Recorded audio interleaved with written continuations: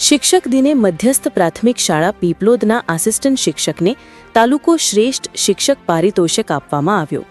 આપણા દેશના પ્રથમ ઉપરાષ્ટ્રપતિ અને બીજા રાષ્ટ્રપતિ એવા ડોક્ટર સર્વપલ્લી રાધાકૃષ્ણનના જન્મદિવસે સમગ્ર દેશમાં શિક્ષક દિવસ તરીકે ઉજવવામાં આવે છે. આ દિવસે સમગ્ર ભારત દેશમાં પ્રશંસનીય કામગીરી કરનાર, બાળકોના જીવનને ઉત્તમ કક્ષાએ લઈ જનાર સારસ્વત ભાઈઓ બહેનોને શ્રેષ્ઠ શિક્ષક પારિતોષિક આપી સન્માનવામાં આવે છે.